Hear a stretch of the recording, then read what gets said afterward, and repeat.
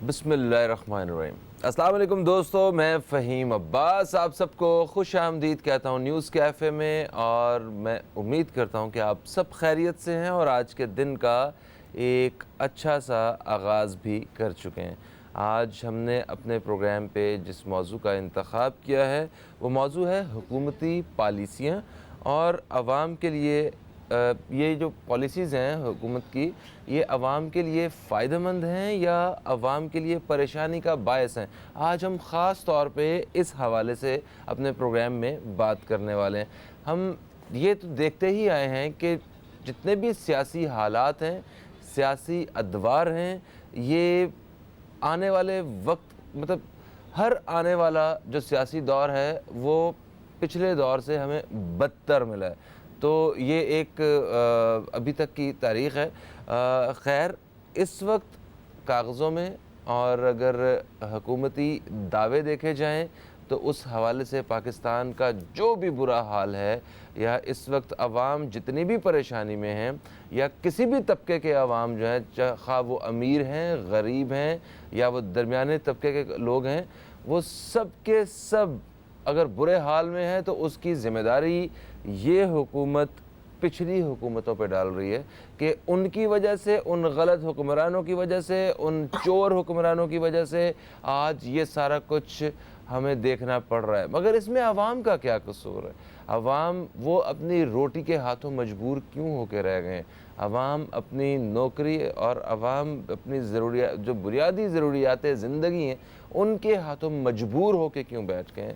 आवाम के साथ जो ज़्यादती हो रही है, क्या वाकई अगर ये सारे अवाम वज़ीर-ए-आज़म इमरान ख़ान साहब की इस बात को मान लें कि आपने घबराना नहीं है, तो उनके मामलात बेहतरी की तरफ आ जाएंगे? ये हुकूमती पॉलिसीज़ मुल्क को इस जो मुश्किल की हालत से बाहर निकालने में कामयाब हो जाएंगी? इस हवाले से हम अपने प्रोग्राम में बात करेंगे। मेरे साथ जो मेहमान मौजूद हैं, ये एक तज्ज़ियाकार हैं, सियासी तज्ज़ियाकार और इकॉनमी के हवाले से भी माशाल्लाह अच्छी इन्फॉर्मेशन रखते हैं। जनाब नदीम मौलवी साहब, हम आपको खुश आमदीद कहते हैं। अस्सलामु अलैकुम, कैसे हैं आप? वालेकुम अस्सलाम फ़हीम। कैसे हैं? ठीक ठाक हैं? अल्लाह पाक का बड़ा एहसान है। ये सुना कि गाड़ियों वाड़ियों वाला नया टैक्स लग गया, गाड़ियों वाले भी परेशान हो गए अब तो। फ़हीम, आपने जो प्रोग्राम के शुरू में कहा ना कि आगे जाके क्या होगा और पिछली हुकूमतों का मसले मसाइल, माहिर माशियात जो होते हैं ना, उनको उनका टास्क ये होता है कि जो भी आपके पास रिसोर्सेज है, जो आपके पास है, उसके अंदर आप किस तरह से अच्छी तरीके से आप कामयाबी के साथ लोगों की ज़िंदगी, लोगों के हालात को बेहतर किस तरह से किया जाता है। देखिए, डॉक्टर के पास जब जाते हैं ना तो मरीज़ ही जाता है। वो ये नहीं कहता कि जी मैं बीमार था, पहले वाले ने मुझे ऐसे कर दिया, और वो कहेगा इसलिए अब तेरा इलाज नहीं हो सकता। डॉक्टर कहता है जो हकीम ने ख़राब किया किया, अब मेरे पास आया हो ना, अब मैं इलाज करूँगा। अब हम बात करेंगे इकॉनमी की। एक मॉडल बनाता है इकोनॉमिस्ट। जैसे मैं आपको एक सादे ज़बान में बताऊं कि एक इंसान घर बनाना चाहता है ना, तो पहले उसका नक्शा बनाता है, मॉडल बनाता है। मॉडल बनाने के बाद आपको पता होता है कि मेरा घर किस तरह से तामीर होगा। मुझे बहुत अफसोस के साथ कहना पड़ रहा है, हमारे फाइनेंस मिनिस्टर साहब से एक प्राइवेट चैनल पे एक बहुत ही पुराने तज्ज़ियाकार ने और एक एनालिस्ट ने, एक एंकर ने ये पूछा, बताइए जी डॉलर कहाँ जाएगा? तो हमारे फाइनेंस मिनिस्टर साहब कह रहे हैं तो मुझे भी नहीं पता, प्राइम मिनिस्टर साहब कह रहे हैं मुझे भी नहीं पता। तो आपकी ये जो इकोनॉमिक प्लान है, ये कौन सी प्लान है? देखिए, आप जब एक मॉडल बनाते हैं तो आपको पता होना चाहिए कि इन पॉलिसीज़ की वजह से यहाँ तक डॉलर जाएगा, यहाँ तक हमारी तिजारत जाएगी, यहाँ हमारा एग्रीकल्चर ग्रोथ जाए। देखिए, ये इकोनॉमिक एक साइकिल होता है। इकोनॉमी की हम बातें कर रहे हैं तो इस वक्त सबसे अच्छा जवाब फाइनेंस मिनिस्टर के पास होना चाहिए कि जी डॉलर यहाँ तक जाएगा। वो कहते हैं जी हमें नहीं पता। इसका मतलब यह है या तो वो बहुत ही भोले हैं या वो बताना नहीं चाह रहे। एक सवाल। दूसरी बात यह कि जब एज एन इकोनॉमिस्ट इस मुल्क का मैं फाइनेंस मिनिस्टर रखता हूँ तो मैं एक शर्त पे, मैं एक आम आदमी हूँ, मैं ये कहूँगा भाई मुझे आप बताएं, मैं आपको फाइनेंस मिनिस्टर रखने को तैयार हूँ। आपके पास कोई मॉडल है इस मईशत को बेहतर करने का? अगर है तो मुझे बताइए, मैं आपको फाइनेंस मिनिस्टर रखूँगा। अब वो मॉडल आप पार्लियामेंट में बताइए, आप आवाम को बताएं। 1 महीना नहीं, 1 साल नहीं, 10 साल सब्र करेगी आवाम। वो मॉडल जो होना चाहिए वो सबको पता होना चाहिए। मॉडल वही है, मैं एक, जैसे मैंने आपसे कहा, एक नक्शा कि कहाँ से कहाँ जाएगा। वरना वही बात होगी कि जी हम 90 दिन में कर देंगे, फिर हम 9 महीने में करेंगे, फिर 5 साल में करेंगे। और हमने तो बहुत कोशिश की, हमने कर्जे भी लिए, मजीद कर्जे लिए, पर हम क्या करें, पिछले हुकूमतों के मसले नहीं, मसाइल। फिर देखें, आज अगर हर चीज़ का इल्ज़ाम पिछली हुकूमत पे आएगा तो इसका मतलब पिछली हुकूमतों के पास भी ये बड़ा अच्छा जवाब था। वो कहते हैं, मुस्लिम लीग वाले कहते हैं कि ये तो सरदारी हुकूमत में ऐसा हो गया, वो कहते हैं ये तो नवाज शरीफ हुकूमत में ऐसा हो गया, मुशर्रफ हुकूमत में ऐसा, उन्होंने हमें ऐसा मुल्क करके दिया। इनके जाने के बाद ये कहेंगे कि पहले हमें जगह भी नहीं थी और जब हम काम कर रहे थे तो उसके बाद हमें अपोजिशन ने काम नहीं करने दिया। तो मतलब क्या ये ब्लेम एक दूसरे पे करके सारे हालात ठीक हो जाएंगे? अवाम का जो है ना वो भुरकस निकल जाएगा। फ़हीम, पहले दिन से फोकस ये होना चाहिए कि मईशत को कैसे बेहतर करें। मईशत का मतलब ये है कि लोगों के जो चीज़ें ख़रीदने की जो गुंजाइश है, कुव्वत ख़रीद है, उसको आसान किया जाए। देखिए, हमारा फोकस करप्शन अगर था तो करप्शन के इदारे बने हुए थे, आप उन इदारों को बेहतर करते और उन इदारों को काम करने देते। आपका काम यह है कि आप सबसे पहले आप मईशत के लिए, आप लोगों की सहूलत के लिए क्या कर रहे हैं। देखिए, महंगाई, अब हमारे यहाँ क्या है, जब से जितनी भी हुकूमतें आती हैं टैक्स के ऊपर बात कर रहे हैं कि टैक्स बगैर मुल्क नहीं चलेगा। बिल्कुल सही कहते हैं, 100% मानता हूँ, पर आमदनी की भी तो बात करें। अगर आमदनी की बात कर नहीं रहे और सिर्फ टैक्स की बात कर रहे हैं तो मतलब यही हो गया कि एक औरत जब घर चलाती है, शौहर को कहती है बस मुझे ये पैसे ला के दो, मुझे ये भी ला के दो, मुझे ये भी ला के दो। ये नहीं देख रही कि शौहर की आमदनी कितनी आ रही है। अगर आमदनी बढ़ेगी तो वो ला के देगा ना। सही है, अवाम की आमदनी बढ़ेगी नहीं तो टैक्स कैसे देंगे? बिल्कुल सही है। अवाम के पास तो मतलब अखराजात पूरे करने के लिए पैसे नहीं है तो वो कहाँ से ये सारे पैसे अदा करते रहेंगे। बल्कि वो ये एमनेस्टी जो स्कीम के बारे में एक आजकल सोशल मीडिया पे बड़ा एक अच्छा मज़ेदार सा मैसेज भी चल रहा था कि ये बिल्कुल ऐसे ही है कि बीवी अपने शौहर को कहे कि तुम अपने सारे मुआश के मुझे बता दो और मैं तुम्हें कुछ नहीं कहूँगी। तो ये ऐसी ही ज़रूरत है। तो ये जो अपने असासे, देखें इस पॉइंट ऑफ व्यू से अगर देखा जाए कि पाकिस्तान में 20 करोड़ लोगों की आबादी के मुल्क में सिर्फ 20 लाख लोग टैक्स देते थे। उसमें भी पता नहीं जो टैक्स आता था वो कितने, सिर्फ 6-7 या 8 लाख लोगों का ही जो प्रॉपर तरीके से टैक्स पहुंचता था। अब वो टैक्स अदा करने वाले लोगों की तादाद में इजाफा हुआ है। ये मेरा ख्याल है कि मिलियंस में ये जो है ना ये फ़र्क पड़ा होगा। 20 लाख से हो सकता है कि 60 लाख पहुंच जाए या 80 लाख या शायद 1 करोड़ तक वो लोग तादाद पहुंच जाए जो टैक्स अदा करेगी। तो टैक्स अदा करने से मतलब अगर फ़र्ज़ करें 1 करोड़ लोग भी पाकिस्तान के टैक्स देते हैं तो उससे कितना फ़र्क पड़ सकता है हमारी इकॉनमी पे, और किस अंदाज से मतलब अगर लोग टैक्स पे करें तो दूसरे लोगों पे असरअंदाज हो सकता है, फ़ायदा कहाँ पे हो सकता है? देखिए, टैक्स बहुत ज़रूरी है, दुनिया भर में हर मुल्कों में ज़रूरी है, पर टैक्स का मेकैनिज़म जो है ना वो डंडे के ज़ोर पे नहीं होता। आप देखें, दुनिया की तमाम मुल्कों में लोग खुद जाते हैं टैक्स देने। उनको पता है कि मैं टैक्स दूंगा मुझे सहूलतें मिलेगी, उनको पता है हैरेसमेंट नहीं होगा, उनको पता है कि इस मुल्क के मफाद के लिए हमें टैक्स देना पड़ेगा। पर यहाँ पे अफसोस के साथ ये कहना पड़ रहा है, अब ये क्या होगा कि यहाँ पे हर चीज़ डर और खौफ से दे रहे होते हैं।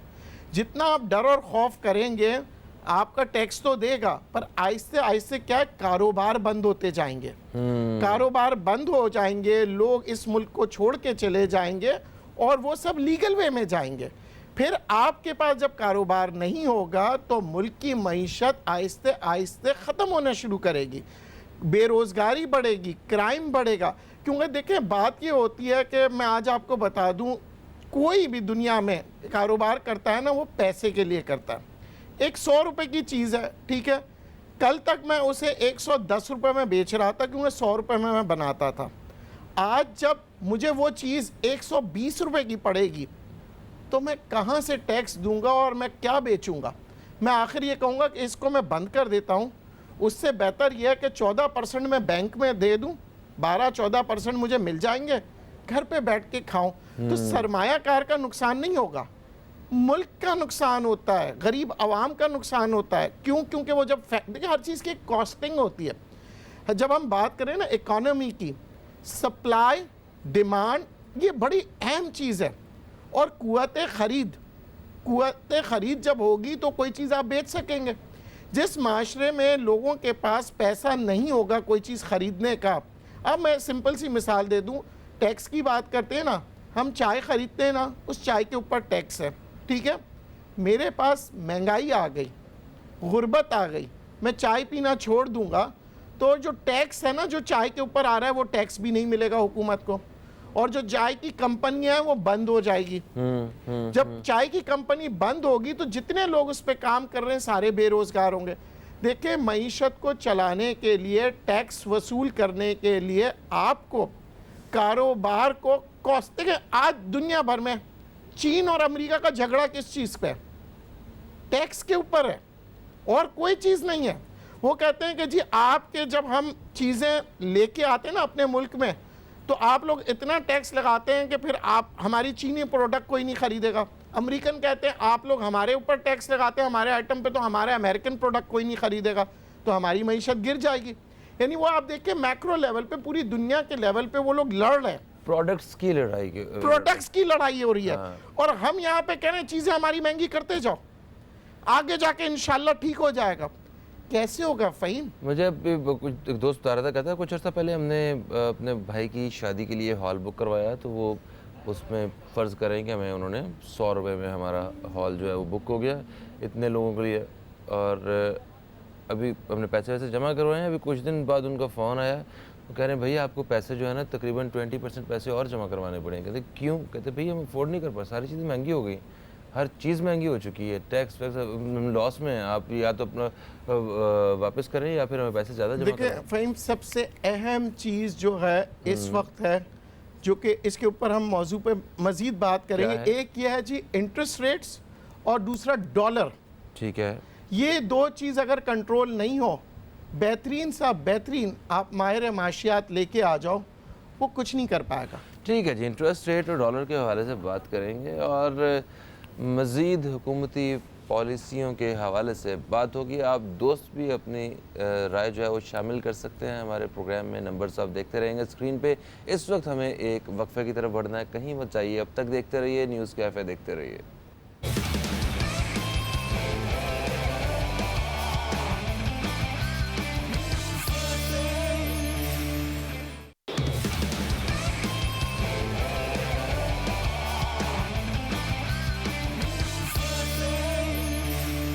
वेलकम बैक, आप देख रहे हैं न्यूज़ कैफ़े। मैं हूं फ़हीम अब्बास और आज हम अपने प्रोग्राम में बात कर रहे हैं हुकूमत की जानिब से जो पॉलिसीज़ हैं उनके बारे में, और हम इस आवाम के हवाले से बात कर रहे हैं। क्या आवाम इन सारी पॉलिसीज़ से फ़ायदे में हैं या वो एक नुकसान के साथ ज़िंदगी गुजार रहे हैं। मेरे साथ मेहमानों में मौजूद हैं जनाब नदीम मौलवी साहब, जिनसे हम वक्फे से पहले बात भी कर रहे थे, सियासी तजज़ियाकार हैं, और हमें अभी अभी ज्वाइन किया है सैयदा तहसीन आबदी साहिबा ने। ये एक नौजवान सियासी तजज़ियाकार है, हम आपको भी खुश आमदीद कहते हैं। अस्सलामु अलैकुम और सुबह खैर।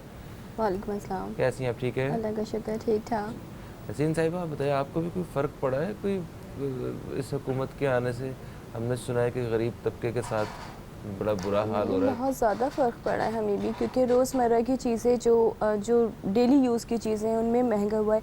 मेकअप बहुत ज़्यादा महंगा कर दिया है, कॉस्मेटिक अच्छा, आप ये फ़र्क पड़ा है आप पे? नहीं, कॉस्मेटिक महंगा मैं ओवरऑल बता रही हूँ, मैं एक जनरल बात करूँगी ना, तमाम लड़कियों के लिए मैं बात करूँगी, फ़ीमेल के लिए, कि आपने हर चीज़ इतनी ज़्यादा महंगी कर दी है कि आम आवाम के लिए तो बहुत मुश्किल है इस वक्त सर्वाइवल। फिर आपने वेजेस जो रखी हैं 17,500, आप 25 भी रखेंगे मिनिमम तो गुजारा नहीं हो सकता, जितने आपने टैक्सेस लगा दिए हैं। जीएसटी का आप देख लें कि अगर कोई चीज़ लेने जा रहे हैं, एक रोटी भी लेने जा रहे हैं, तो उसमें भी आप देखें कितने प्राइसेस बढ़ रहे हैं। तो इंसान क्या खाए, क्या पहने, किस तरह ज़िंदगी गुजारे। अच्छा, महंगाई के हवाले से हम पिछले काफ़ी दिनों से हम बात कर रहे हैं, हम शोर कर रहे हैं, हम भी आवाज़ उठा रहे हैं। हर प्लेटफॉर्म पे जहाँ जहाँ मौका मिल रहा है सब महंगाई के बारे में शिकायत अपनी दर्ज करवाने की कोशिश करते हैं कि उनकी आवाज़ कहीं ना कहीं हुक्मरानों तक पहुँच जाए। मगर हुकूमत की जानिब से जो हमें वो इसका जवाब मिलता है वो ये है कि ये इसके बगैर कोई हल ही नहीं। नहीं है। अगर ये नहीं करेंगे, टैक्स नहीं लगाएंगे, इतनी महंगाई नहीं होगी तो हम पता नहीं मुल्क का क्या हाल हो जाएगा। तो हमें सिर्फ मुल्क को बचाने के लिए ये या एक मुआशी सूरत हाल को थोड़ा सा मुनासिब रखने के लिए ये सारा कुछ किया जा रहा है। हमें तो कुछ ऐसी पिक्चर ही आगे से दिखाई जाती है। क्या ये बात सच है? देखिए, ये बात आप अपनी काबीना के लोगों को जो है ना जस्टिफाई कर सकते हैं, आप आवाम को जस्टिफाई नहीं कर सकते हैं। आवाम को आप क्या नैरेटिव लेके आए थे? पिछले हुक्मरान जो थे वो चोर थे, लुटेरे थे, आप लोगों को लूटा, हम आपको रिलीफ देंगे। ये रिलीफ दे रहे हैं आप?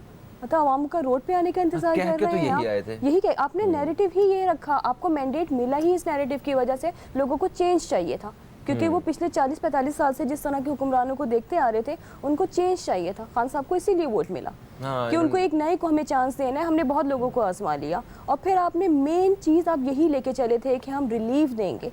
किस तरह का रिलीफ दे रहे हैं आप? महंगाई का जिस तरह का हाल है और रोज़ रोज़ चीज़ें बढ़ रही हैं। फिर जो आपने बात की कि इसके अलावा कोई चारा नहीं, मैंने आपके लास्ट शो में भी ये बात की थी कि आपका मुल्क जो एक ज़रूरी मुल्क है, ठीक है, ज़रूरी तमाम ज़राअत जो है वो छोटे फार्मर्स नहीं चला रहे, वो बहुत बड़े इंडस्ट्रियलिस्ट हैं। बहुत सारे लोग तो असेंबलीज़ में बैठे हुए हैं कि जो ज़राअत का बिज़नेस कर रहे हैं। अभी अगर आप सिर्फ कराची की एग्जांपल लें तो 400 बिलियन कराची से सिर्फ जनरेट होता है, सिर्फ 2 बिलियन जो है वो रूरल से जनरेट होता है। यानी ज़राअत में आप टैक्स ही नहीं दे रहे हैं। तो जो लोग टैक्स नहीं दे रहे हैं, जो बड़े बड़े ज़मींदार हैं, आप उनको टैक्स नेट में लेके आते।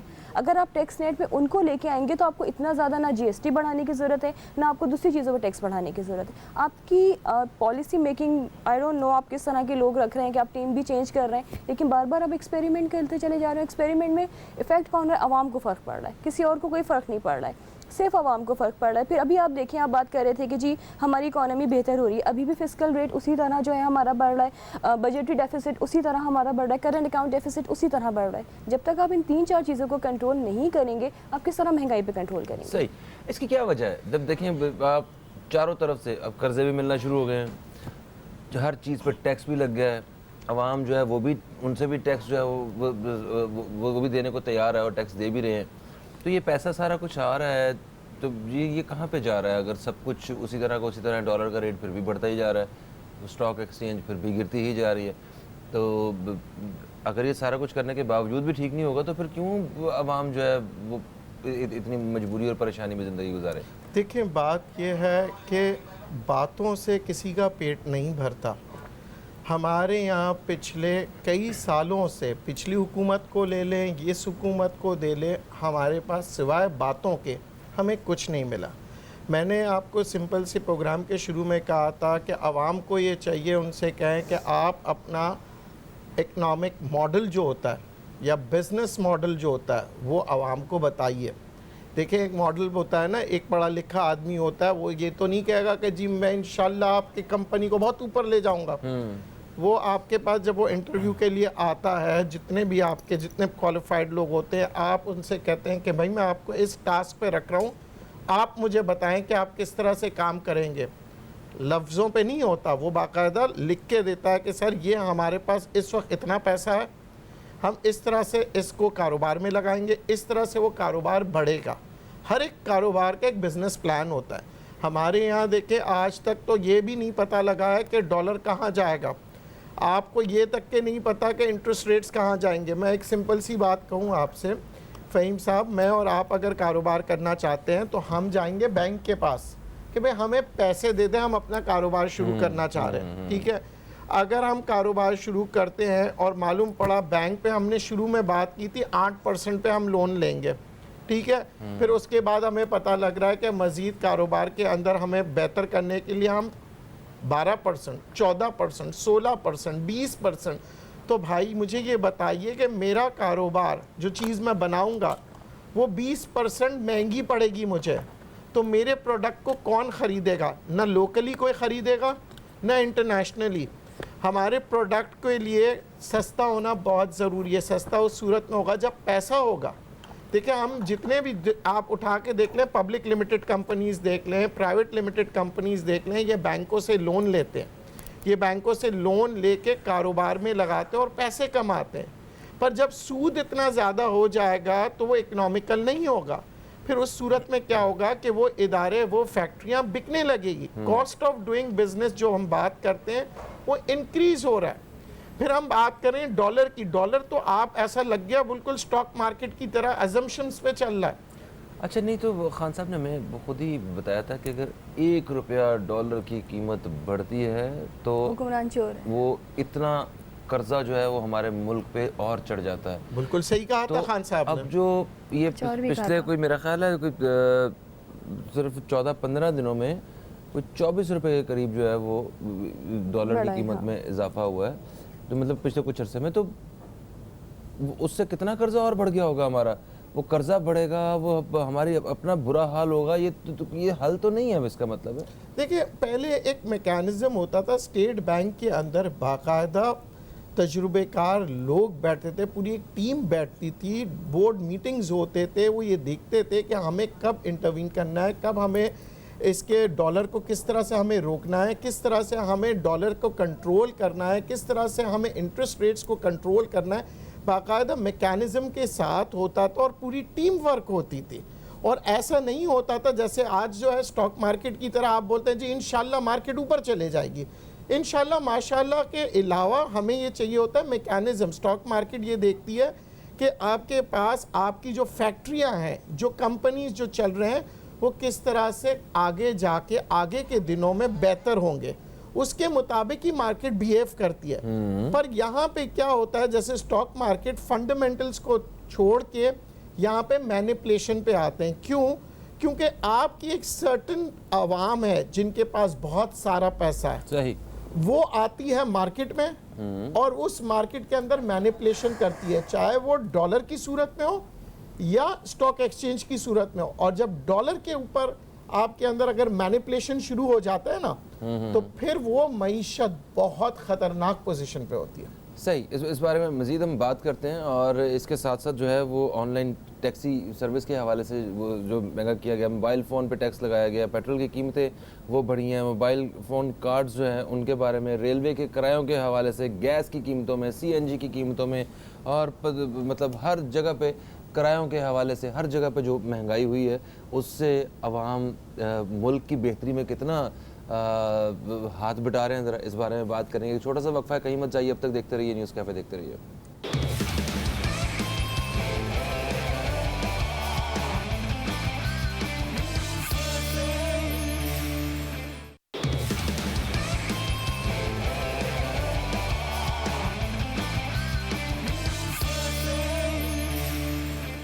Welcome back. आप देख रहे हैं न्यूज़ कैफ़े, मैं हूं फ़हीम अब्बास और आज हम अपने प्रोग्राम न्यूज़ कैफ़े में हुकूमती पॉलिसियों के हवाले से बात कर रहे हैं। मेहमानों में मेरे साथ नदीम मौलवी साहब हैं और तहसीन आबदी साहिबा हैं। एक इस मौजू के हवाले से गुफ्तगू का सिलसिला जारी है। आप दोस्तों को बताते चलूँ कि आप दोस्त कॉल कर सकते हैं। कॉल करने के लिए ये देखें, ये नंबर जो है स्क्रीन पे ये आपको नज़र आ रहा है, यहाँ पे रब्ता कीजिए और कोई भी आप बहसीत पाकिस्तानी अवाम आप अगर कुछ कहना चाहते हैं, कुछ अपने जो आपकी राय है इस सूरत हाल, मौजूदा सूरत हाल के हवाले से उसका इजहार करना चाहते हैं, तो आप हमारे प्रोग्राम के ज़रिए एक आवाज़ बन सकते हैं। नदीम मौलवी साहब से वक्फे से पहले बात हो रही थी। तहसीन आबदी साहिबा, ये बताइए कि ये जितनी भी महंगाई हो रही है जिसका मैं ज़िक्र कर रहा था कि बिजली की कीमतों में इजाफे, गैस की कीमतों में, CNG की कीमतों में, आप मतलब दवाइयों की कीमतों में, मोबाइल फ़ोन्स की कीमतों में, गाड़ियों की वो अपना उनकी ट्रांसफ़र्स से लेके वो जितनी सीटर गाड़ियाँ हैं उनके ऊपर भी हर साल मतलब आप सिर्फ नाम लें, आप अपना जिस तरफ देखेंगे उस तरफ आपको टैक्स आपकी तरफ आता हुआ नज़र आएगा। ऐसे करता हूँ तो ये तो ये क्या हल है, ये सॉल्यूशन है? और इससे अवाम जो है वो, मैंने ऐसे लोग देखे हैं जो कह रहे हैं कि ठीक है इसमें मुल्क का फ़ायदा है, हम दे रहे हैं। वो मतलब देना तो सब नहीं है, सब ही टैक्स अदा कर रहे हैं जिस तरह भी आ रहा है। कोई ये तो नहीं कह रहा कि पेट्रोल की कीमत बढ़ी हुई है, मैं नहीं कर रहा, मैं पुराने रेट पे दूंगा। बिजली की कीमत आपने बढ़ा दी है, मैं नहीं दे रहा। देना सब ने है, कोई खुशी से दे, गुस्से से दे, परेशानी से दे, कोई बिल तो नहीं जला सकता ना, वो तो एक गैर कानूनी काम है। तो इससे अपनी इस एफर्ट से एक मतलब एक आम आदमी वो कितनी मदद कर रहा है हुकूमत की और या मुल्क की, और उससे किस तरह हम इन सारे मसाइल से निकल पाएंगे?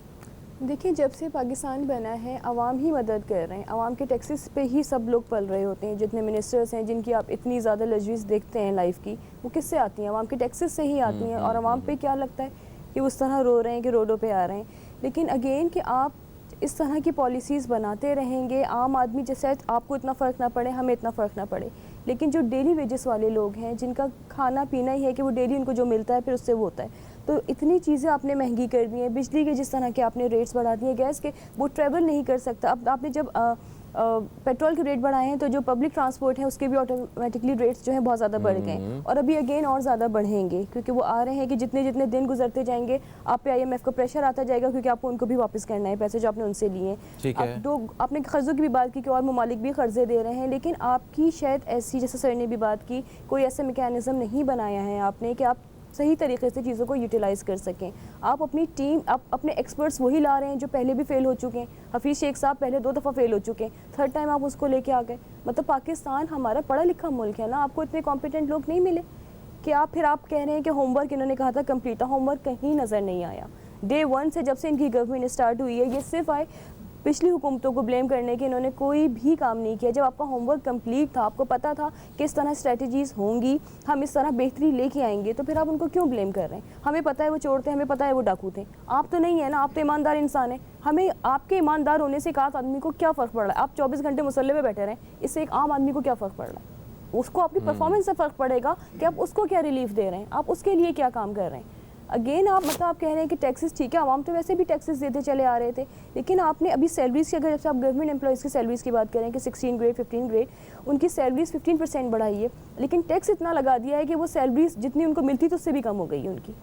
तो इस तरह की पॉलिसीज़ आप कहाँ से लेके आ रहे हैं? प्राइवेट सेक्टर में तो लोग फिर भी घाटे में हैं। मतलब आप ये ऐसा नहीं है कि सरकारी मुलाजिम जो है उसके टैक्स उसका कट रहा है तो वो बड़ा नुकसान में चला गया। नुकसान में सभी जा रहे हैं, सभी जा रहे हैं, कोई भी हाँ। ऐसा कोई मुझे अभी तक नज़र, हाँ मुझे एक साहब नज़र आए, वो आजकल बड़े फ़ायदे में, उनका बिज़नेस बड़ा चमक रहा है। वो बिज़नेस उनका क्या है, वो आमिल है, वो के लोगों के हालात बुरे हैं ना तो वो उनके लिए दुआएं करते हैं, और उनका बहुत क्लाइंटेज बढ़ी हुई है आजकल में। क्या बाजी भाई, ये कोई तो है, लेकिन उनके अपने हालात नहीं बदलते, वो अभी भी उसी जगह बैठते होंगे। नहीं उनके वही रहते हैं, उनके हालात कभी नहीं बदलते। इस दफ़ा उनकी क्लाइंटेज बढ़ गई है ना, परेशान लोग ज़्यादा हो गए हैं, अब उनके पास ज़्यादा लोग आना शुरू हो गए। तो सही है जी, अच्छा है, कहीं तो जो है फ़ायदा हो रहा है इस चीज़ का। खैर जनाब, नीम साहब ये बताइए कि ये जो अपना गैस की कीमतों में इजाफ़ा और बिजली की कीमतों में जो इजाफ़ा हुआ है, उसके बारे में हुकूमत का मौक़िफ़ ये है कि हमने एक ख़ास जो मकदार है उस तक जो एक ख़ास यूजेज है, गरीब आदमी का जो इस्तेमाल है उस पर टैक्स नहीं है। उसके बाद अगर तो उसके बाद अगर इस्तेमाल होगा तो अगर आपका इस्तेमाल बढ़ेगा तो तब हम उसके ऊपर जो है वो आपसे वो टैक्स वसूल करेंगे। तो ठीक है, किसी हद तक ये बात सही है कि एक गरीब आदमी को जो है वो आप कहीं ना कहीं से रिलीफ दें, उसको ये सारे अपनी प्लानिंग में जो है शामिल ना करें। वो तो ऑलरेडी रोटी की वजह से इतना परेशान है, उसका तो बुरा हाल हो जाएगा। मगर उसने डायरेक्टली तो अपने घर के बिल में तो फ़र्ज़ करें उसने जो ABC जितने भी यूनिट्स हैं उसने उतने ही इस्तेमाल किए, उससे कम रहा, उसे उसका बिल आ गया जितना पहले आता है। पहले भी कोई कम नहीं था बिल, खैर वैसे। मगर जब वो कोई चीज़ ख़रीद रहा है तो कि सनत से जब कोई चीज़ आ रही है, आपने उसको अगर ज़्यादा बिजली के पैसे देने पड़ रहे हैं, वो तो चीज़ महंगी करेगा सीधी। वो किससे लेगा? अगर गैस से लेगा, गैस के अगर पैसे ज़्यादा बढ़ गए हैं, उसको अगर ज़्यादा पैसे देने पड़ रहे हैं, वो अपने जो एक सारिफ है उससे पैसे लेगा। वो उसको तो गरीब आदमी तो फिर सर पकड़ के बैठा हुआ है। वो आपने कान इधर से तो नहीं पकड़ा, ऐसे घुमा के पकड़ लिया। फ़हीम, बहुत प्यारी बात कही आपने। काश के ये जो इकनॉमिक रिफॉर्म्स लेके आ रहे हैं, बड़े बड़े इकोनॉमिस्ट हैं, इस छोटी सी बात को आपके समझ जाते हैं कि देखिए आपने कहा जी मैंने बिजली नहीं बढ़ाई है गरीब लोगों के लिए, ठीक है, बहुत अच्छा। ये तो ऐसा पॉलिटिशियंस जब आप बोलते हैं और गरीब आदमी बेचारा भोला होता है उसको बहुत अच्छा लगता है, पर अगर जब आप सनतकार की बिजली बढ़ाएंगे या दूसरे लोगों की, तो जो प्रोडक्ट जैसे कि आपने बताया जिस फैक्ट्री में वो चीज़ें बन रही है ना, वो सामान महंगा होगा, तो वो बिजली की बिल की वजह से जो सामान महंगा होगा उस गरीब आदमी पे असर होगा। बिजली अमीर या गरीब का मसला नहीं है। बिजली जो है वो मईशत का एक बहुत बड़ा हिस्सा होता है बेहतर करने के मुझे लिए। माफ़ी चाहिए, मैं एक ब्रेक की तरफ बढ़ रहा हूँ। अब तो बात काटी है मैंने, अब मैं ब्रेक से वापस आता हूँ, तो यहीं से ज़रा मामला शुरू कीजिएगा। और कोई कॉलर्स भी हमारे साथ होल्ड पे तो शामिल नहीं कर सके। अभी हम वापस आते हैं तो फिर हम कॉलर्स को भी शामिल करते हैं। कहीं मत जाइए जी, न्यूज़ कैफ़े देखते रहिए, अब तक देखते रहिए, अभी आपसे दोबारा मुलाकात होती है।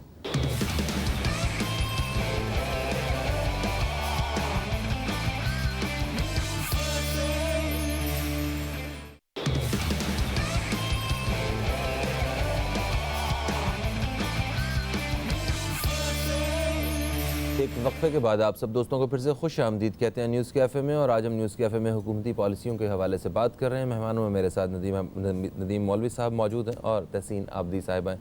नदीम मौलवी साहब से वक्फे से पहले बात हो रही थी कि जिस तरह की हुकूमत का कहना यह है कि हमने गरीब आदमी पर बिल्कुल भी बोझ नहीं डाला महंगाई का। हमने उनकी बिजली गैस की जो कीमतें हैं वो हमने ख़ास इस्तेमाल तक हमने उन पर कोई टैक्स वगैरह वो इजाफी उन्हें पैसे जमा नहीं करवाने पड़ेंगे। मगर ठीक है, वो उस हवाले से उनके घर का पंखा जो है उसकी चले मान लिया कि उसका वो पहले जितना चलता था उतना ही आज भी चलता है और बिल उनका उतना ही आ रहा है। बिजली से उनके ऊपर कोई जो है ना वो बोझ नहीं आया। मगर यही बिजली जब सनतकार को या किसी बिजनेस के वाले को जो अगर आप महंगी देंगे तो वो कहाँ से, या उसे अगर फ़र्ज़ करें एक फैक्ट्री है, एक सनत है, उसको अगर 50 लाख रुपया इजाफी इन बिलों की बिल्स की मद में अगर देना पड़ रहा है उसे, या उसे टैक्स की सूरत में उसे बहुत सारे पैसे इजाफी हर साल देना पड़ रहे हैं, हर महीने देना पड़ रहे हैं, तो कुछ पड़ रहे हैं, तो वो कहाँ से पूरे करेगा? वो तो डायरेक्टली अपनी जो प्रोडक्ट है उसकी प्राइस बढ़ा देगा, है ना। तो वो प्राइस बढ़ा के प्राइस जो है वो देगी अवाम। तो अवाम को तो फिर से वही 15 की डबल रोटी 17 की पड़ गई ना उसे तो महंगा हो गया काम उसके लिए। अब बताइए फ़हीम, असल चीज़ जो होती है इकनॉमिक पॉलिसीज़ को बेहतर कैसे बनाते हैं। आप चाइना ले लें, कोरिया ले लें, जापान ले लें, वो ये देखते हैं कि उनकी आवाम जब पैसा कमाएगी तो वो टैक्स भी देगी। ठीक है, बिजली महंगा कर दो, अगर गरीब आवाम अगर फ़र्ज़ करो कि तनख्वाहें 50,000 कमा रहे होंगे ना, तो उसको 10,000 रुपये बिजली का बिल देने में कोई मसला नहीं है। हमारा मसला हुकूमत ये नहीं समझ रही, जो पॉलिसीज़ बना रहे हैं वो लोग ये समझते हैं कि जी पैसा बहुत है आवाम के पास। सर जी देखें, सैलाब आया था, कितना दे दिया सर, आप बेकार में इमरान खान साहब घबरा रहे हैं, सर इन पे बोझ डालें। अच्छा, ये वो लोग कह रहे हैं जो कि खुद बड़ी अच्छी जगहों पे पोजीशनों में अमेरिका लंदन कमा के बैठे हैं।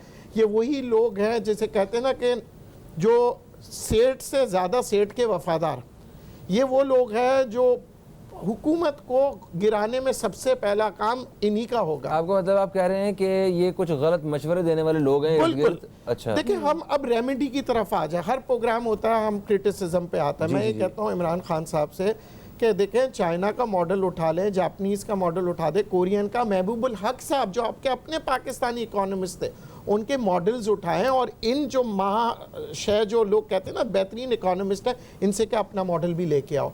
इमरान खान साहब डिमांड करें इकोनॉमिस्ट से कि भाई आप अपना मॉडल दें कि आप किस तरह से ये 5 साल का एक मॉडल बनता है, 10 साल का मॉडल बनता है, इकोनॉमिक प्लान बनता है कि वो प्लान कैसा है आवाम को बता दे। मैं आप हम सब इमरान खान साहब के साथ है। हम वो इमरान के साथ है जिस इमरान ने कहा था बिल उठा के कंटेनर पे कि मैं महंगा बिल नहीं दूंगा, और ना मैं आवाम को कहता हूं कि दो, क्योंकि उसको उस वक्त गरीब का एहसास था। आज भी इमरान खान को गरीब का एहसास है, पर उसको बाकायदा उनको बताया ये जा रहा होता है, सर आप फिक्र नहीं करें, इनके पास पैसा बहुत है। अच्छा ठीक है, आप चाह रहे हैं कि इमरान खान साहब अगर इस तरह करें तो सारे अवाम उनके साथ सबसे पहली चीज़ अवाम, ओके, अवाम जो हैं वो इमरान खान साहब पे इसी तरह का ही ट्रस्ट कर रहे थे।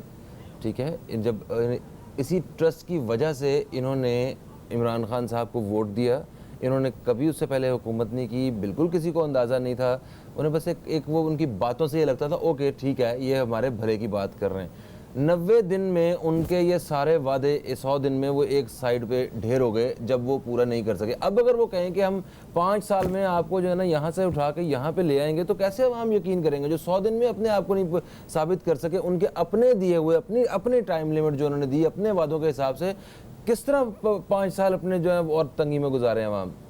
देखिए, सबसे पहली चीज़ है कि इमरान खान साहब को ये जितने जो लोग बैठे हुए हैं इनको बताएं कि जी आप मुझे बताएं फार्मूला महंगाई कम करने का। ठीक है, टैक्स के ऊपर हम बाद में बात करेंगे, पहले हम आमदनी के ऊपर बात करें। पहले दिन से आज 9-10 महीने हो गए, उनको ये करना चाहिए पहले आमदनी हो जाए आवाम की, जो आज 15,000 कमा रहे हैं 25,000 50,000 कमा ले तो आमदनी, फिर हम टैक्स की बात करेंगे। टैक्स आपकी हुकूमत में आप अगर पॉपुलेशन वाइज जाएँ तो कितने अमीर लोग हैं? 10% अमीर लोग हैं ना जी, उससे ज़्यादा तो आपके पास पूरी पॉपुलेशन में अमीर लोग नहीं है। पर पिस कितना रहा है? 80 से 90% लोग पिस रहे हैं। 40 से ऊपर टैक्सेस हैं इस वक्त आपके पास, अराउंड 44 टैक्सेस एक आदमी दे रहा होता है। हम इसकी बात नहीं करें कि सनतकार क्या दे रहा है। मैं एक आदमी जो आम आदमी है, यानी पैदा होने से लेकर मैयत तक, वो जो कफन हम खरीद रहे होते हैं ना, कफन के कपड़े के ऊपर भी हम टैक्स दे रहे हैं। पर अब इसको मैकेनिज्म को कैसे सही करें? बात ये कहते हैं जी, अब इमरान खान साहब को वो बताया जाता है कि इमरान खान साहब हम मजबूर है, हमें देना पड़ेगा। अब उनसे ये पूछें कि भाई आप इकोनॉमिस्ट का मतलब ये होता है make budget through the resources, आप उस रिसोर्सेज को यूटिलाइज कैसे करेंगे? अब जो आपके पास है, और फिर हम बात करते हैं कि एक चीज़ है, ठीक है बिजली महंगी है, अगर हम बढ़ाएंगे नहीं तो कैसे करेंगे? अब आप वाले फॉर्मूला पे कि अगर हम सब्सिडी बिजली पे देते हैं और उस कम कीमत की वजह से 100 कारोबार बनता है, तो ये क्या होगा कि यहाँ अगर हम नुकसान कर रहे हैं ना, तो वो 100 कारोबार जो मुनाफा कर रहे हैं ना, इस नुकसान को पूरा करेंगे। पर हमें इंडिविजुअल तौर पे बताया जाता है सर आप बिजली महंगी करें, आप क्या कर रहे हैं? बिजली खरीद महंगी रहे, बेच सस्ती रहे। भाई इकोनॉमिक पॉलिसी जो होता है, एक जगह पे बाज़ वक़्त आप नुकसान कर रहे होते हैं तो 3 जगह पे आप फ़ायदा कर रहे होते हैं। आप गवर्नमेंट की अब बात करते हैं कि एयरलाइंस जो है, पहले ज़माने में कॉस्ट टू कॉस्ट जो आपकी जो नेशनल एयरलाइन होती थी या कैरियर होता था, वो 2 चीज़ के लिए बनाया जाता था, नो प्रॉफिट नो लॉस, ताकि वो आवाम के लिए बेहतरी हो, उससे ट्रेड बढ़ेगा। आज आप बोलते हैं हम किसी को पाकिस्तान से बाहर जाने नहीं देंगे जब तक फाइलर नहीं हो। पाकिस्तान से बाहर नहीं जाएगा तो वो पैसे नहीं कमाएगा, एयरलाइन वो गरीब का गरीब रहेगा। ये एयरलाइंस का तो जिक्र करके आपने ना दुखती रग पे जो है ना वो देखिए आज 40,000 रुपए कराची से इस्लामाबाद का टिकट आप कभी सोच सकते हैं? वन वे, ये भी बताइए, वन वे। तो अब आप देखें, तो ये सिस्टम आपका कारोबार चलाने के लिए, और वो पता है कैसे होगा? इमरान खान साहब PIA को खसारे से निकालना है ना आपने, तो सर टिकट तुसी और महंगा कर दो, तुसी और महंगा कर दो। वेरी गुड जी, आप PIA प्रॉफिट पे जा रहे हैं, PIA प्रॉफिट पे जाएगा, पर बाकी अवाम आपकी मईशत नीचे जाएगी। मईशत जो है ना सर, ये मुफ्त की टिकटें तो बंद करें, ये अपना जितनी भी सियासी टिकटें हैं, ये इतनी बड़ी तादाद में आपको PIA में मुफ्त टिकट्स देनी पड़ती हैं। रेलवे में आपको उधर सियासी नहीं है तो उधर आपके जो है वो दूसरे जो इदारे हैं आपके, उनकी टिकट्स जो है वो सारे, उनका सबसे बड़ा कस्टमर जो है रेलवे का वो फोर्सेस के लोग हैं सारे, वो 25% आपको टिकट पे करनी पड़ती है, बाकी जो है ना वो सारा उनको ऑफ है। तो इतने बड़े पैमाने पे जब वो सारा काम हो रहा होगा तो प्रॉफिट कहाँ से होना है? कम से कम उतनी छूट देनी चाहिए जितना कोई अफोर्ड कर सके ना। एक चीज़ आपको फ़र्ज़ करें, एक दुकानदार है, उसे चीज़ 100 रुपये की वो बेचता है, उसे 70 रुपये की आती है, वो डिस्काउंट अगर किसी अपने स्टाफ को देगा, चलो 70 की आती है तुम 70 की ले लो मेरे से, अगर 70 की चीज़ आती है वो फेवर का दे रहा है तुम 25 की ले लो मुझसे, तो वो तो नुकसान है ना सीधा सीधा कंपनी को। एक कॉलर हमारे साथ है, इन्हें शामिल करते हैं। अस्सलाम वालेकुम जी, कौन है हमारे साथ? कौन है हमारे साथ जी? रियाज शाहिद। कहाँ से फ़ोन किया रियाज साहब? कराची से मॉडल कॉलोनी। जी रियाज शाहिद साहब, क्या फरमाएंगे, क्या कहेंगे? मैं कहना ये चाहता हूँ, अभी ये जो मैडम ने बात करी स्टार्टिंग में कि पाकिस्तान में जब से पाकिस्तान बना गरीब आवाम ही मदद कर रही है हुकूमत की। जी हाँ, ये बात बहुत अच्छी करी, मुझे बड़ी पसंद आई। लेकिन आप इमरान खान आया, इससे बड़ी उम्मीदें थी, आखिर क्या वजह है? सबको एक लाइन में चोर भी कहते हैं, डकैत भी कहते हैं, ऊपर से जेलों में भी भेज रहे हैं, और फिर कौमी असम्बलियों में भी आ रहे हैं यही डकैत। ये कैसे डकैत हैं? आप उनको क्यों नहीं सजा देते? एक कटहरे में खड़ा करें, यस या नो, 1 या 2 को उड़ा दें, बाकी सारे लंबे पारी के माई बाप आपको सारा ला के दे देते हैं। क्यों नहीं करती हुकूमत? क्या मजबूरियां इनको? क्या इनको अवाम क्या करे? इमरान अभी क्या करेगा? कोई महंगाई कम कर ही नहीं सकता किसी सूरत भी। बहुत शुक्रिया, बहुत शुक्रिया। अच्छा, ये बात इनकी ठीक है, वो अकेला एक शख्स जिसके बारे में सबको यकीन है कि भाई वो करप्ट आदमी नहीं है, हाँ। ठीक है, ईमानदार आदमी है। और जो वज़ीर आज़म को अगर जॉब देखा जाए, जो वज़ीर आज़म की जो नौकरी है, जो तनख्वाह लेते हैं ना, वो नौकरी है वो हुकूमत की, तो अब उसमें भी वो अपना जो वक्त है जो देना चाहिए वो उससे ज़्यादा वक्त देते हैं। अपनी छुट्टियां जो है वो भी उस तरह नहीं करते होंगे, वो ज़्यादा काम कर रहे होंगे। उनकी जो एफर्ट्स हैं वो तो ठीक है, मगर जो पॉलिसीज़ हैं उसके हवाले से जो है ना हम इधर बैठ के बात कर रहे हैं। और वो उसमें आमदनी के हवाले से अभी नदीम मौलवी साहब बात कर रहे थे कि आमदनी जो है वो आम आदमी की जब बढ़ेगी नहीं, उसकी क़ुव्वत ख़रीद जो है वो बेहतर नहीं होगी, तो वो आपको ना हुकूमत को कुछ दे सकेगा, ना अपने बच्चों को कुछ लेके दे सकेगा, ठीक है। तो इसके बारे में आप क्या कहते हैं? क्योंकि बेरोज़गारी को ख़त्म करने के लिए 1 करोड़ नौकरियों का प्लान था जो अवाम की समझ में आ रहा था।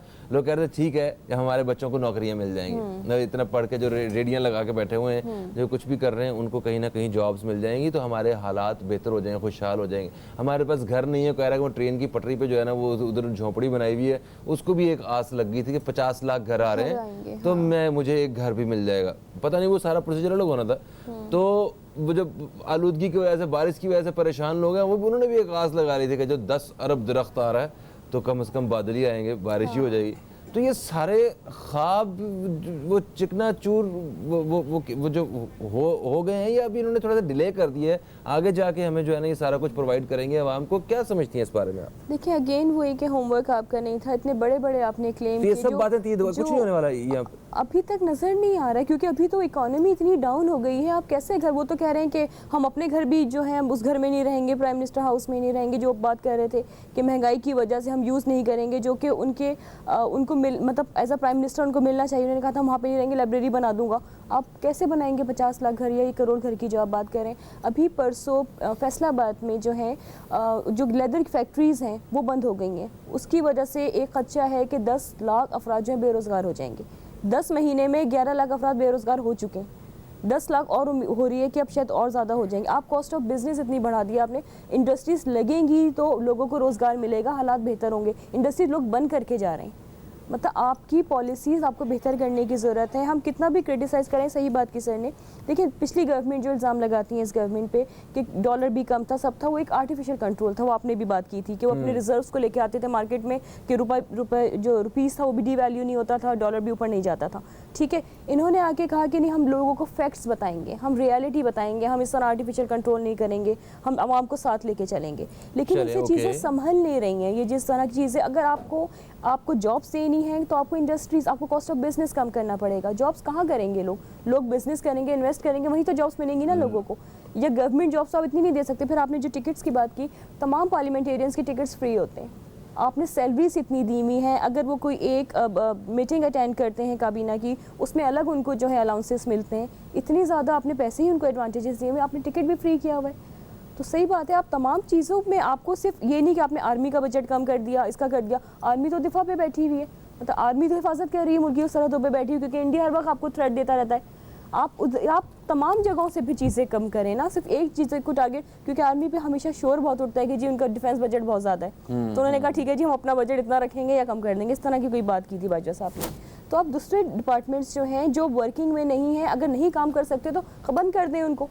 आप उनको चला भी रहे, खींच रहे हैं आप उनको, ऐसे डिपार्टमेंट्स को। और मतलब ये सब करने से भी कोई मुस्तकबिल में कोई बेहतरी नजर नहीं आती है। फिर अगर तमाम चीज़ों में आप तमाम डिपार्टमेंट्स को दुरुस्त कर दें, आप कॉस्ट ऑफ बिजनेस कम कर दें, लोग आके इन्वेस्ट करने, पाकिस्तान में कुछ ऐसा एट्रैक्टिव नजर आए लोगों को कि हमें बिजनेस करना चाहिए, तो हालात बेहतर हो सकते हैं। ठीक है जी, एक वक्फे का वक्त है, वक्फे से वापस आते हैं तो आप दोस्तों की कॉल्स भी शामिल करते हैं और मजीद इसी मौजू पे बातचीत का सिलसिला जारी रखते हैं। कहीं मत जाइए, न्यूज़ कैफे देखते रहिए, अब तक देखते रहिए।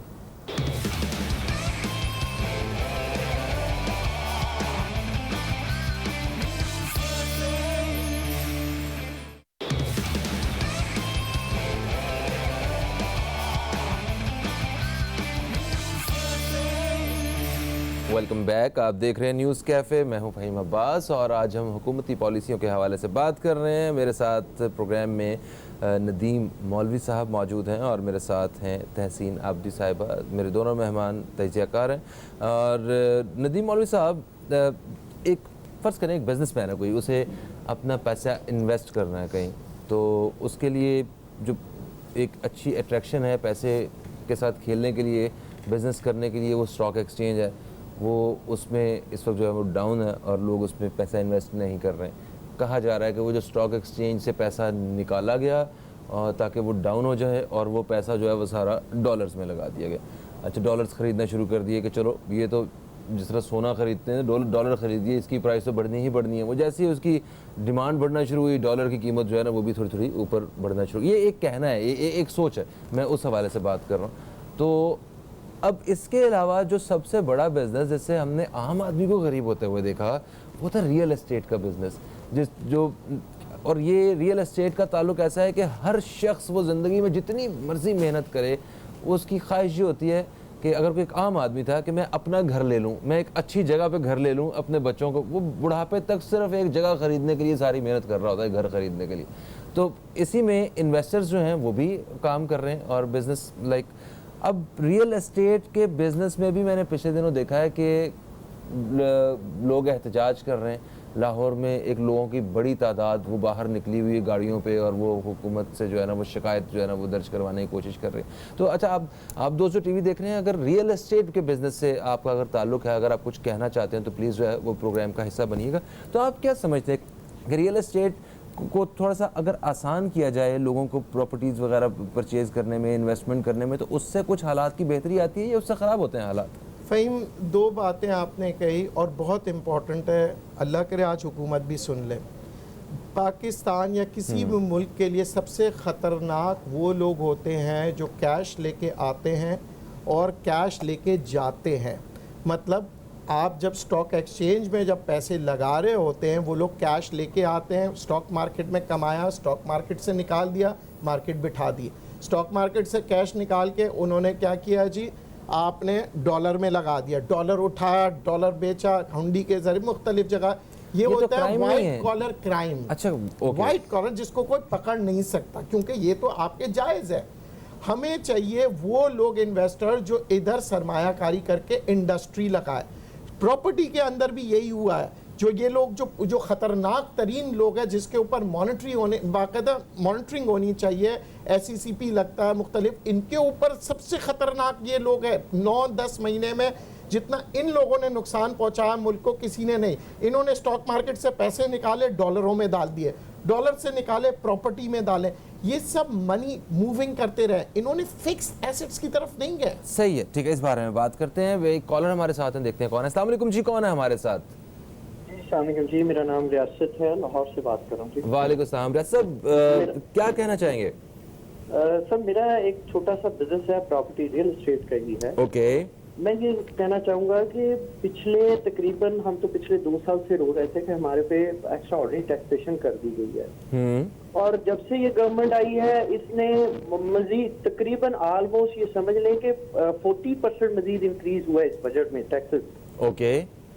अब देखें, हमारा तकरीबन कोई 40-50 हज़ार लोग हम इस शोबे से वाबस्ता है। हमारा ही थोड़ा बहुत ख्याल रखते हम, मतलब पहले 2 साल से हमारे अपने ऑफिस के एक्सपेंस पूरे नहीं हो रहे हैं, मतलब हमारे दाल रोटी चलाने के लिए बैठे हैं वो पूरी नहीं हो रही। तो क्या खरीदार आना कम हो गया? ये लोगों ने के असासे शो करने पड़ेंगे या वाइट ब्लैक मनी का हिसाब तो नहीं है कोई यहाँ पे?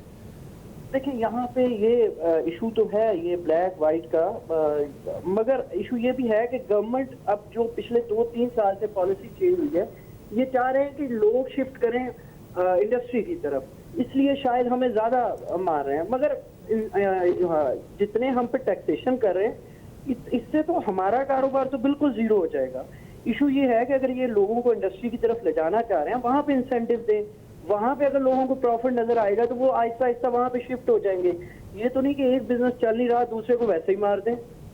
ठीक है, पहले तो थोड़ी बहुत सर्कुलेशन ऑफ मनी थी जिसकी वजह से टैक्सेशन हुई भी पिछले 2 साल में, मगर फिर भी हमारा थोड़ा बहुत बिजनेस चलता रहा है। मगर पिछले 1 साल से तो सर्कुलेशन ऑफ मनी रुकने की वजह से हमारा बिजनेस तो बिल्कुल ही तबाह हो गया। ठीक है, अच्छा आपका ताल्लुक रियल एस्टेट से, आपने कहा प्रॉपर्टीज़ के हवाले से आप बिज़नेस करते हैं, तो आप जो आपकी 50,000 लोगों की कम्युनिटी जिसका आपने अभी जिक्र किया है, उनकी आवाज़ बन के कुछ कहना चाहेंगे आप? हुक्मरानों तक अपनी आवाज़ पहुंचाना चाहेंगे? कुछ क्या मशवरा क्या देना चाहेंगे कि किस तरह हो जाए और आप लोगों का काम जो है थोड़ा सा आसान हो सकता है? देखिए, हमारा बिजनेस तकरीबन एक तो हम 50,000 डायरेक्टली इन्वॉल्व हैं, 50,000 के अलावा हमारे साथ इनडायरेक्टली बहुत सी इंडस्ट्रीज इन्वॉल्व हैं। हमारा पिछले 70 साल से तो हमारे 2-3 बिजनेस हैं, उसमें एक सबसे मेजर प्रॉपर्टी है। अब उसको एकदम से तबाह ना करें, आहिस्ता आहिस्ता आप टैक्सेशन लें, लोगों का वाइट करवाएं, मगर थोड़ा सा लोगों को थोड़ा सा रिलीफ भी दें। हमें रिलीफ तो किसी साइड से नहीं है। अब मैं अगर अपना बिजनेस छोड़ के किसी दूसरे बिजनेस में कन्वर्ट होना चाहता हूँ तो मुझे किसी बिजनेस में इंसेंटिव भी तो नजर आए, किसी में प्रॉफिट भी तो नजर आए। मैं इसको बंद करके एक छोटी सी अगर इंडस्ट्री लगाना चाहूँ, मुझे वहां भी तो पता चले कि इंडस्ट्री में थोड़ा बहुत फायदा हो रहा है। सही तो है। जाएं। यहाँ पे 12.5% अगर आपने बैंकों में लोगों को पैसा मिलना है, किसने लोगों ने कारोबार में इन्वेस्ट करना है? ठीक है, बहुत हमारा शुक्रिया। सबसे बड़ा इशू जो हुआ है, जो शायद गवर्नमेंट को अभी तक नजर में नहीं है, कि जो बाहर से रेमिटेंस आते थे, लोग पैसा भेजते थे। अगर कोई बंदा बाहर से 15 साल या 20 साल बाहर रहता है, वो अगर पाकिस्तान में पैसा लगाना चाहता है, वो डायरेक्टली आके फैक्ट्री तो नहीं लगाएगा। उसने तो जो थोड़े थोड़े पैसे वहां से शिफ्ट करने हैं, वो प्रॉपर्टी की सूरत में यहाँ पे ठीक है, समझ गए। रैसा साहब, बहुत शुक्रिया आपका।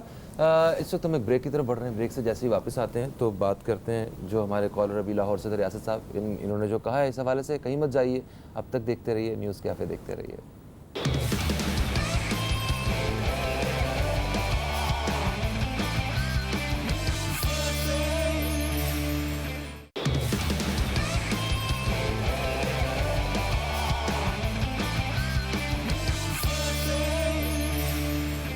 वेलकम बैक, आप देख रहे हैं न्यूज़ कैफ़े। मैं हूं फ़हीम अब्बास और आज हम हुकूमती पॉलिसियों के हवाले से बात कर रहे हैं अपने प्रोग्राम में। और हमारे साथ स्टूडियो में मौजूद हैं मौलवी साहब,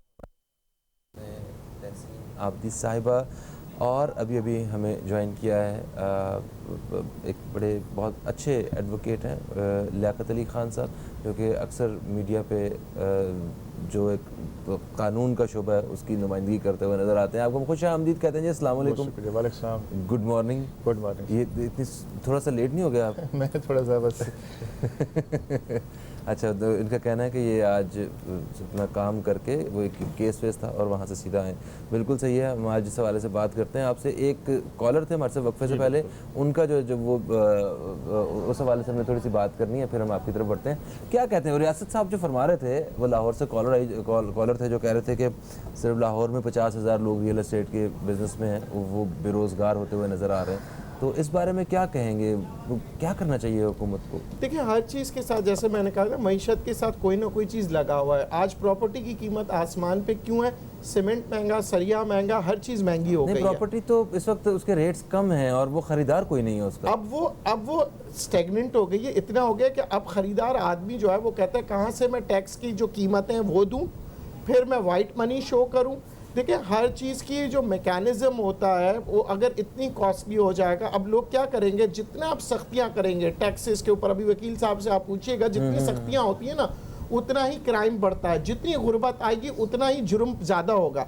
इकॉनमी जब सत्यानाश होती है ना जिस मुल्क की, आप देख लीजिएगा क्राइम बढ़ जाएगा। फिर आप पुलिस के महकमे को कहेंगे, आप अदालतों में क्यों? क्योंकि एक मजबूर आदमी जो है वो क्राइम करने पे आ जाता है। सही है। और क्राइम उसी वक्त करता है जब मजबूरी में, एक शौक से कभी कोई क्रिमिनल नहीं बनता। ठीक हो गया। तो वो जिस तरह हमारे कॉलर कह रहे थे कि हुकूमत को चाहिए कि वो अगर प्रॉपर्टीज़ में लोगों को कोशिश करेंगे प्रॉपर्टी में ना आए, अगर इंडस्ट्री लगाएं तो वो इंडस्ट्री जो है वो अपना उसको आसानियां पैदा करे। और अभी हो सकता है मैं एक बात भी बता दूं आपको, जब घर, अभी लोग कह रहे हैं ना कि इतने घर बनेंगे, ये मॉर्गेज सिस्टम हो जाएगा। मॉर्गेज सिस्टम का मतलब फिर आप सूद देते जाए, एंड ऑफ द डे आपका घर तो होगा पर आखिर में जाके वो बैंक अब से कब्जा कर ठीक है। लेगी। अच्छा लियाकत साहब, आपकी तरफ मैं चाहूँगा कि प्रोग्राम के आखिरी लम्हात हैं ये, मुझे ये बताइए कि आज एमनेस्टी स्कीम के हवाले से आज लास्ट डे है और आम आदमी जो है वो कानूनी तरीक़ाकार के मुताबिक टैक्स देने के लिए क्यों घबरा रहा है, क्यों परेशान क्यों हो रहा है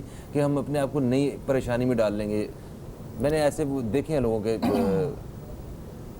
देखिए बिस्मिल्लाहिर्रहमानिर्रहीम, देखिए बिल्कुल आपने सही कहा कि आम आदमी क्या हर शख्स परेशान है और वो पहली बात तो ये है कि उनको समझ में नहीं आ रहा। देखें जो कारोबारी तबका है, जो पढ़ा लिखा तबका है, वो तो इन चीज़ों को समझता है। जो अनपढ़ लोग हैं उनको अभी तक ये नहीं पता कि हम ये टैक्स क्या चीज़ है जो ना। ठीक है, सबसे पहले तो जो है ना अगर आपने अपने लोगों को टैक्स नेट के अंदर लाना है तो सबसे पहले आप अपने इदारों को मजबूत करते हैं। उसके लिए जो है ना आप वहाँ बाकायदा एक हर शहर के अंदर जो है ना लोगों के रजिस्ट्रेशन के लिए जो है ना सेंटर कैम करते हैं, वहाँ पे लोगों को फैसिलिटेट करते हैं। अब यहाँ आपने अचानक जो है ना वो एकदम आप आ गए, आपने कहा जी अपने असासे शो करें, FBR में रजिस्ट्रेशन करवाएं, टैक्स दें और जो आपकी ब्लैक मनी है उसको वाइट करें। एमनेस्टी स्कीम जो है ना आपने शुरू कर दी। देखिए ये 2-4 दिन का काम नहीं है, इसके लिए आपको बहुत सारा टाइम दरकार है जो ना। पहली बात तो यह है कि लोगों की आदत नहीं है टैक्स देने की। जो आपके बड़े बड़े इंडस्ट्रियलिस्ट हैं या दूसरे जो लोग हैं, आप ये देखें कि वो कभी कौन सा टैक्स देते हैं जो ना, उनने आज तक तो टैक्स दिया नहीं है। वो बाकी उन लोगों को फायदा होगा, मतलब ये टैक्स के निज़ाम पे जो बड़े बड़े लोग हैं जो टैक्स नहीं देते थे उससे पैसे आना शुरू देखें होंगे, उस हुकूमत कानून को के तो तहत। फायदा होगा, हुकूमत को फायदा होगा, लेकिन अगर आप इसको ऐसा ऐसा करते तो इसमें हुकूमत को ज़्यादा फायदा होता है। ठीक है सर, thank you आपने so फ़ौरन आके ऐलान किया और उसके बाद आपने उस पर इम्प्लीमेंटेशन शुरू कर दिया, फिर डेडलाइन एक दफ़ा दी, फिर उसको बढ़ा दी, आज फिर रात को जो है ना आप ख़त्म हो रही है। उसके बाद आप कहते हैं हम पकड़ दगड़ करेंगे, जाके टैक्स वाले जाके जो है ना FBR के वो जाके जो है ना छापे मारेंगे। तो ये कैसे हो सकता है? देखें आप किसी की चादर चार दीवारी में कैसे घुस सकते हैं? आपको अगर पता है किसी शख्स के एहसास से हैं तो आप पहले उसको नोटिस देते हैं। ठीक हो गया। लियाकत भाई, सबसे पहले आपसे माजरत क्योंकि हमें प्रोग्राम का वक्त हमारा अख्ताम की तरफ आ गया और हमें कुछ ताज़ा तरीन ख़बरें जो है वो भी दोस्तों तक पहुंचानी है। आप मेहमानों का भी बेहद शुक्रिया। इंशाल्लाह अगली नशिस्त में हम इस हवाले से बात करेंगे। यकीनन आपको हमारा आज का प्रोग्राम वो पसंद आया होगा। हमारी जो कोशिश है वो सिर्फ यही थी कि जो आवाम की जो शिकायत हैं, आवाम जो परेशान है, वो किसी भी तरह वो हुक्मरानों तक वो शिकायत जो हैं वो दर्ज करवाई जा सकें, उन तक पहुंचाई जा सकें। और हुकूमत से हमारी अपील है, हमारी दरख्वास्त है, किसी भी तरह जो है आवाम की भलाई के लिए कुछ कदम उठाए जा सके। ठीक है, इसमें भलाई होगी हमें फ़िलहाल नज़र नहीं आ रही है, मगर हमें वो आने वाला वक्त देखने के लिए आज इस वक्त से गुजरना और ज़िंदा बचना जो है ये भी बड़ा ज़रूरी है हमारे लिए। फ़हीम अब्बास को, न्यूज़ कैफ़े टीम को दें इजाज़त। आप दोस्तों से इंशाल्लाह फिर मुलाकात होगी, तब तक के लिए खुदा हाफ़िज़। पाकिस्तान जिंदाबाद।